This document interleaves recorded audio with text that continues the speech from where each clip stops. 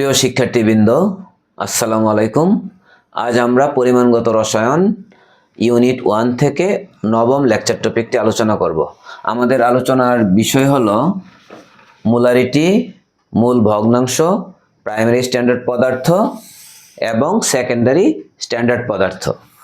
প্রথমে আমরা মোলারিটি কি, মোলারিটি সম্পর্কে একটু জেনে নিচ্ছি। মোলার দ্রবণের মাত্রাকে বলা হয় মোলারিটি, অর্থাৎ প্রতি লিটার দ্রবণে কোনো পদার্থের দ্রবীভূত মোল সংখ্যাকে ওই দ্রবণের মোলারিটি বলে। আমরা বিষয়টি পরিষ্কার করার জন্য বোর্ডে যাচ্ছি। আমরা দুইটা পাত্র নিলাম, পাত্র 1 এবং পাত্র 2। প্রথম পাত্রে 1 মোল সোডিয়াম হাইড্রোক্সাইড নিয়ে 1 লিটার দ্রবণ প্রস্তুত করব এবং দ্রবণটির মোলারিটি হিসাব করে দেখাবো। 2 নং পাত্রে আবার 1 মোল সোডিয়াম কার্বনেট নিয়ে 2 লিটার দ্রবণ প্রস্তুত করব এবং দ্রবণটির মোলারিটি হিসাব করে দেখাবো। তাহলে চলো আমরা আমাদের আলোচনাটা শুরু করি। এখানে আমরা 1 মোল সোডিয়াম হাইড্রোক্সাইড বলতে আমরা বুঝি 40 গ্রাম সোডিয়াম হাইড্রোক্সাইড, অর্থাৎ এখানে 1 মোল সোডিয়াম হাইড্রোক্সাইডকে পানিতে দ্রবীভূত করে এবং ভালোভাবে নেড়ে আমরা 1 লিটার অর্থাৎ নির্দিষ্ট দাগ পর্যন্ত আমরা পূর্ণ করলাম, 1 লিটার দ্রবণ প্রস্তুত করলাম। তাহলে এই দ্রবণটির মোলারিটি কি হবে? যেহেতু প্রতি লিটার দ্রবণে কোনো পদার্থের দ্রবীভূত মোল সংখ্যাকে ওই দ্রবণের মোলারিটি বলে। তাহলে এখানে 1 লিটার দ্রবণে সোডিয়াম হাইড্রোক্সাইডের 1 মোল দ্রবীভূত রয়েছে। তাহলে এই দ্রবণটির মোলারিটি আমরা কিভাবে প্রকাশ করব? আমরা এভাবে প্রকাশ করব, দ্রবণটির মোলারিটি সমান সমান প্রতি লিটার দ্রবণে দ্রবীভূত দ্রবের মোল সংখ্যা। এটাই হলো মোলারিটি। তাহলে 1 লিটার দ্রবণে দ্রবীভূত দ্রব রইল আমাদের 1 মোল। 1 মোল দ্রবণের পরিমাণ হলো 1 লিটার। 1 লিটার দ্রবণে রয়েছে 1 মোল। তাহলে আমরা এই দ্রবণটির মোলারিটিকে প্রকাশ করব 1 মোল পার লিটার, অর্থাৎ মোলারিটি সমান সমান মোল পার লিটার। আবার দ্বিতীয় পাত্রে 1 মোল সোডিয়াম কার্বনেট অর্থাৎ 106 গ্রাম। 106 গ্রাম সোডিয়াম কার্বনেট মানে হলো 1 মোল। 1 মোল সোডিয়াম কার্বনেটকে দ্বিতীয় পাত্রে নিয়ে পানি ঢেলে এবং ভালোভাবে নেড়ে আমরা নির্দিষ্ট দাগ পর্যন্ত অর্থাৎ 2 লিটার দ্রবণ প্রস্তুত করলাম। এই দাগ পর্যন্ত আয়তনটা হলো 2 লিটার। তাহলে আমরা এখন দেখব যে প্রতি লিটার দ্রবণে অর্থাৎ 1 লিটার দ্রবণে কত মোল সোডিয়াম কার্বনেট দ্রবীভূত রয়েছে। আমরা এখানে দেখেছি 2 লিটার দ্রবণে দ্রবীভূত মোল সংখ্যা হলো 1 মোল। 2 লিটার দ্রবণে রয়েছে 1 মোল 1 মোল সোডিয়াম কার্বনেট। কাজেই 1 লিটার দ্রবণে দ্রবীভূত রয়েছে 1/2 মোল সোডিয়াম কার্বনেট। 1/2 মোল মানে 0.5 মোল, 0.5 মোল সোডিয়াম কার্বনেট। তাহলে দ্বিতীয় দ্রবণটির মোলারিটিকে আমরা প্রকাশ করব 0.5 মোল পার লিটার, অর্থাৎ এই দ্বিতীয় দ্রবণটির মোলারিটি হলো 0.5 মোল পার লিটার। নিশ্চয়ই মোলারিটি সম্পর্কে ধারণাটা তোমাদের স্পষ্ট হয়েছে। এখন আমরা আমাদের আলোচনায় ফিরে যাই। মোলারিটি কাকে বলে? তাহলে আমরা বলে দিব, মোলার দ্রবণের মাত্রাকে মোলারিটি বলে, অর্থাৎ প্রতি লিটার দ্রবণে কোনো পদার্থের দ্রবীভূত মোল সংখ্যাকে ওই দ্রবণের মোলারিটি বলে। অর্থাৎ মোলারিটি সমান সমান মোল পার লিটার। নিশ্চয়ই বুঝতে পেরেছ মোলারিটি কি। এখন আমরা পরবর্তী আলোচনায় যাচ্ছি, মূল ভগ্নাংশ কি। তো মূল ভগ্নাংশটা আমরা আলোচনার জন্য আমরা আমাদের বোর্ডে চলে যাচ্ছি। মূল ভগ্নাংশের সংজ্ঞাটা একবার বলে দিচ্ছি। কোনো মিশ্রণে কোনো একটি উপাদানের মূল সংখ্যা এবং মিশ্রণের মোট মূল সংখ্যার অনুপাত। কোনো মিশ্রণে কোনো একটি উপাদানের মূল সংখ্যা এবং মিশ্রণের মোট মূল সংখ্যার অনুপাতই হলো ওই মিশ্রণে ওই উপাদানের মূল ভগ্নাংশ। আমরা এই বিষয়টি আলোচনার মাধ্যমে স্পষ্ট করে দিচ্ছি। আমরা কোন মিশ্রণে কোন একটি উপাদানের মূল সংখ্যা, অর্থাৎ আমরা একটা মিশ্রণ নিব, আমরা একটি পাত্রে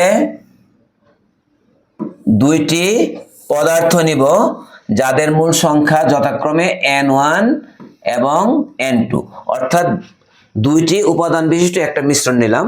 আমরা তিনটি উপাদান, চারটি উপাদান, ভিন্ন ভিন্ন উপাদান বিশিষ্ট মিশ্রণ নিতে পারি। তো সেই ক্ষেত্রে আমরা দুইটি উপাদান বিশিষ্ট একটি মিশ্রণ নিয়েছি যাদের মূল সংখ্যা n1 এবং n2। এটা হলো প্রথম উপাদান, এটা হলো দ্বিতীয় উপাদান। তো মিশ্রণের মোট মূল সংখ্যা হবে n1 প্লাস n2। এখন প্রথম উপাদানটির মূল ভগ্নাংশ কত হবে? প্রথম উপাদানটির মূল ভগ্নাংশ হবে n1 by n1 plus n2। কারণ আমরা বলেছিলাম, আমরা জানি কোনো মিশ্রণে কোনো একটি উপাদানের মূল সংখ্যা এবং মিশ্রণের মোট মূল সংখ্যার অনুপাতই হলো ওই মিশ্রণে ওই উপাদানের মূল ওই মিশ্রণে ওই উপাদানের মূল ভগ্নাংশ। অর্থাৎ প্রথম উপাদানটির মূল ভগ্নাংশ হবে এটা n1 by n1 plus n2। নিশ্চয়ই বুঝতে পেরেছ? আবার একইভাবে দ্বিতীয় উপাদানটির মূল ভগ্নাংশ কি হবে? n2 by n1 plus n2। যেহেতু কোনো মিশ্রণে কোনো একটি উপাদানের মূল সংখ্যা মিশ্রণের মোট মূল সংখ্যার অনুপাত, দ্বিতীয় উপাদানের মূল ভগ্নাংশ হবে দ্বিতীয় উপাদানটির মূল সংখ্যা ডিভাইড বাই মিশ্রণের মোট মূল সংখ্যা। এটা হলো দ্বিতীয় উপাদানটির মূল ভগ্নাংশ। এখন আমরা এই দুইটি উভয় উপাদানের মূল ভগ্নাংশের সমষ্টিটা হিসাব করে দেখতে চাই যে একটা মিশ্রণের মোট মূল ভগ্নাংশ কত হবে। প্রথম উপাদানটির মূল ভগ্নাংশ আমরা পেয়েছি n1 by n1 plus n2, আর দ্বিতীয় উপাদানটির মূল ভগ্নাংশ পেয়েছি n2 by n1 plus n2। এখন এই দুইটা উপাদানকে আমরা লসাগু করে যোগ করে ফেলবো। n1 প্লাস n2 হলো দুইটা উভয় অংশের লসাগু। এখন আমরা জানি লসাগুর যোগ বিয়োগ কিভাবে করতে হয় তোমরা জানো। এটা নিচের অংশ, অর্থাৎ এটা হলো হর দিয়ে ভাগ, লব দিয়ে গুণ। তাহলে এখানে এটা n1 প্লাস n2 দিয়ে ভাগ দিলে আমরা 1 পাবো, 1 দিয়ে n1 দিয়ে গুণ করলে n1 পাবো। একইভাবে দ্বিতীয় উপাদানটি n2 পাবো। তাহলে n1 plus n2 divide by n1 plus n2 equal to 1। তাহলে আমরা পেয়েছি একটা মিশ্রণের মূল ভগ্নাংশ হলো 1। এখন এরকম যদি হয় দুই উপাদান বিশিষ্ট কোনো মিশ্রণের মধ্যে একটি উপাদানের মূল ভগ্নাংশ 0.7, তাহলে দ্বিতীয় উপাদানটির মূল ভগ্নাংশ কত হবে? তাহলে আনসারটা কি হবে? নিজে নিজে হিসাব করে ধরে রাখো। এখন আমি বলে দিচ্ছি, যেহেতু মোট মূল ভগ্নাংশ 1, কাজে দ্বিতীয় উপাদানটির মূল ভগ্নাংশ হবে 1 মাইনাস 0.7 অর্থাৎ 0.3। এভাবে আমরা অন্য উপাদানটির মূল ভগ্নাংশ হিসাব করতে পারি।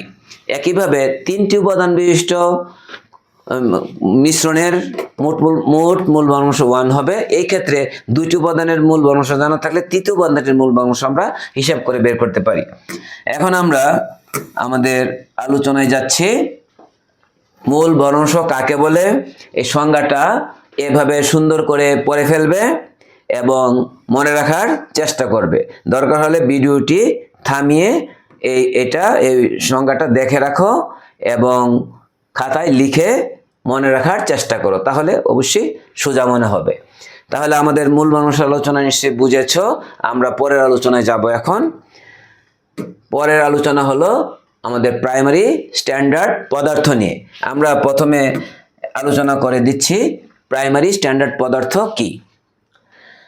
যে সকল পদার্থকে প্রকৃতিতে বিশুদ্ধ অবস্থায় পাওয়া যায়, যাদেরকে সঠিকভাবে পরিমাপ করা যায় অর্থাৎ ওজন করা যায়, যে ওই সকল পদার্থ আবার বায়ুর উপাদানগুলো দ্বারা আক্রান্ত হয় না। যারা বায়ুর উপাদানগুলো দ্বারা আক্রান্ত হয় না এমন পদার্থ, এবং যাদের দ্রবণ প্রস্তুত করলে ওই দ্রবণটির ঘনমাত্রা পরিবর্তিত হয় না অর্থাৎ দীর্ঘ সময় স্থির থাকে, এই ধরনের বৈশিষ্ট্যের পদার্থগুলোকে আমরা বলবো প্রাইমারি স্ট্যান্ডার্ড পদার্থ। ল্যাবরেটরিতে আমরা প্রাইমারি স্ট্যান্ডার্ড পদার্থের প্রমাণ দ্রবণ প্রস্তুত করে থাকি, কারণ এই দ্রবণগুলো ঘনমাত্রা স্থির থাকে। এখন আমরা জেনে নিব প্রাইমারি স্ট্যান্ডার্ড পদার্থের উদাহরণ, যেমন sodium carbonate, oxalic acid, sodium oxalate, potassium dichromate ইত্যাদি হলো প্রাইমারি স্ট্যান্ডার্ড পদার্থের উদাহরণ। এখন আসো আমরা আমাদের আলোচনায় যাচ্ছি।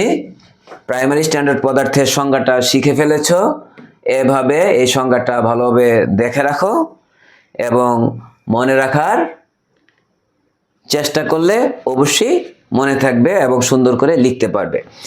এখন আমরা যাব এর পরবর্তী আলোচনা, সেকেন্ডারি স্ট্যান্ডার্ড পদার্থ কি। প্রথমে আমরা একটু আলোচনা করে নিচ্ছি সেকেন্ডারি স্ট্যান্ডার্ড পদার্থ কাকে বলে।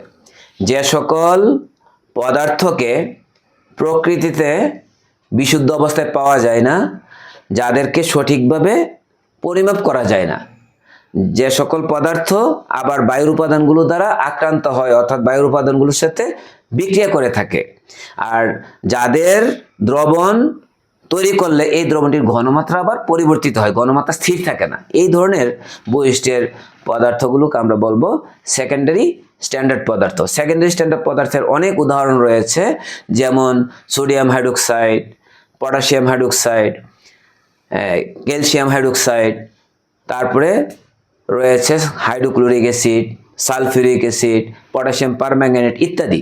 অনেক যৌগ হলো সেকেন্ডারি স্ট্যান্ডার্ড পদার্থ। এই সেকেন্ডারি স্ট্যান্ডার্ড পদার্থের আমরা প্রমাণ দ্রবণ তৈরি করতে পারি না, কারণ এদের দ্রবণের ঘনমাত্রা পরিবর্তিত হয়। সেকেন্ডারি স্ট্যান্ডার্ড পদার্থ যখন ব্যবহার করতে হবে তখনই আমরা এটাকে তৈরি করে নেই বা স্ট্যান্ডার্ডাইজ করে নেই, অর্থাৎ দ্রবণটির ঘনমাত্রা জেনে নেই। তাহলে আমরা আমাদের সেকেন্ডারি স্ট্যান্ডার্ড পদার্থ কি এটা নিশ্চয়ই বুঝে গিয়েছো। এই সংজ্ঞাটা ভালোভাবে দেখে রাখো এবং এটা অবশ্যই পড়ে মনে রাখার চেষ্টা করবে। আশা করি আজকের আলোচনা বুঝতে পেরেছো। তাহলে আজকের আলোচনা আমাদের এখানেই শেষ হলো। পরের টপিকে আবার দেখা হবে। আল্লাহ হাফেজ।